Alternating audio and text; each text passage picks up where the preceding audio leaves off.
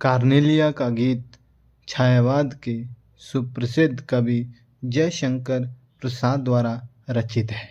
यह उनके प्रसिद्ध ऐतिहासिक नाटक चंद्रगुप्त से लिया गया है। पहले इस गीत का वाचन करते हैं। अरुण यह मधुमय देश हमारा, जहाँ पहुँच अनजान क्षितिज को मिलता एक सहारा। सरस ताम रस गर्भ विभा पर नाच रही तरुशिखा मनोहर। छिटका जीवन हरियाली पर मंगल कुमकुम सारा। लघु सुर धनु से पंख पसारे, शीतल मले समीर सहारे। उड़ते खग जिस ओर मुँह किए, समझ नीड़ निज प्यारा।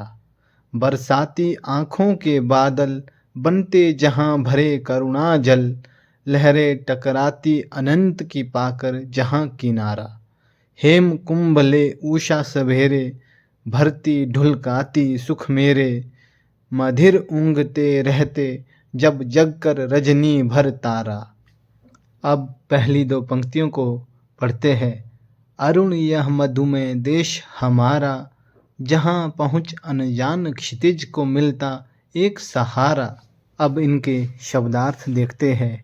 अरुण का मतलब होता है सूर्य की लालिमा से युक्त, मधुमय मिठास से भरा हुआ, अनजान अपरिचित, क्षितिज जहाँ धरती और आकाश मिलते हुए दिखाई देते हैं। कार्नेलिया सिकंदर के सेनापति सेल्यूकस की पुत्री है। वह सिंधु नदी के तट पर बैठी हुई है और भारत के प्राकृतिक सौंदर्य को देखकर मनमोहित हो जाती है। वह भारत की विशेषताओं और गौरव गाथा का वर्णन करते हुए कहती है कि भारत जो देश है वो कैसा है। वो मधुमय से भरा हुआ है। यहाँ के लोग मिठास से भरे हुए हैं। अर्थात मधुमेह का मतलब यहाँ पर यह लेंगे कि यहाँ के लोग जो है हमेशा सुख दुख में एक दूसरे का साथ देते हैं। प्रातः काल का समय है और सूर्य की लालिमा से पूरा वातावरण भरा हुआ है। यहाँ की प्राकृतिक सुंदरता बहुत सुंदर है। कार्नेलिया आगे कहती है, जहाँ पहुँच अनजान क्षितिज को मिलता एक सहारा। यहाँ पर अनजान क्षितिज से हम मतलब लेंगे कि ऐसे लोग जो कि हमेशा भटके हुए रहते हैं। यह वो देश है जो उनको क्या देता है, सहारा देता है। यह वही भारत है जो भटके हुए लोग हैं उनको सहारा देता है। कहने का भाव है कि यहाँ आकर अपरिचित लोगों को भी अपनेपन की अनुभूति होती है। अगली पंक्तियों को देखें। सरस तामरस गर्भ विभा पर नाच रही तरुशिखा मनोहर। छिटका जीवन हरियाली पर मंगल कुमकुम सारा। कठिन शब्दों के अर्थ है सरस रस से भरा हुआ, तामरस तांबे जैसा लाल रंग, गर्भ विभा अंधर की सुंदरता या शोभा, तरुशिखा वृक्ष की शाखाएं या ऊंची चोटी। अब इन पंक्तियों की व्याख्या देखिए। सरस ताम रस गर्भ विभा पर नाच रही तरुशिखा मनोहर। छिटका जीवन हरियाली पर मंगल कुमकुम सारा। कार्नेलिया कहती है, रस से भरे हुए कमल के फूलों की शोभा बहुत ही मनोहर है। वृक्षों की शाखाएं मानो नाच रही हो, अर्थात हवा चलने के कारण हिल रही है। उस पर बैठे पंछी झूला झूल रहे हैं। यह सारा दृश्य मन को हरने वाला है, मनोहर है। इस धरा पर चारों तरफ हरियाली ही हरियाली है। ऐसा लगता है मानो मंगल कुमकुम बिखर गया हो संपूर्ण वातावरण में। यहाँ पर कार्नेलिया ने भारत की प्रकृति की सुंदरता का वर्णन किया है। अगली पंक्तियों को देखिए। लघु सुर धनु से पंख पसारे, शीतल मले समीर सहारे। उड़ते खग जिस ओर मुँह किए, समझ नीड़ निज प्यारा। कठिन शब्दों के अर्थ लघु सुर धनु छोटे छोटे इंद्रधनुष, पंख पसारे, पंख फैलाए हुए, शीतल ठंडी, मलय पर्वत का नाम, समीर हवा, खग पक्षी, नीड़ घोंसला। अगली पंक्तियों की व्याख्या देखिए। लघु सुर धनु से पंख पसारे, शीतल मलय समीर सहारे, उड़ते खग जिस और मुँह किए, समझ नीड़ निज प्यारा। कार्नेलिया कहती है कि प्रातःकाल के समय मलय पर्वत की सुगंधित एवं शीतल पवन का सहारा लेते हुए इंद्रधनुष के समान रंग बिरंगे सुंदर सुंदर और छोटे छोटे पंखों को फैलाकर पक्षी भी जिस ओर मुंह करके उड़ते हुए दिखाई देते हैं, यह वही भारत देश है। कहने का अर्थ यह है कि पक्षी भी भारत में अपना घोंसला बनाने के लिए उत्साहित रहते हैं। अगली पंक्तियों को देखिए।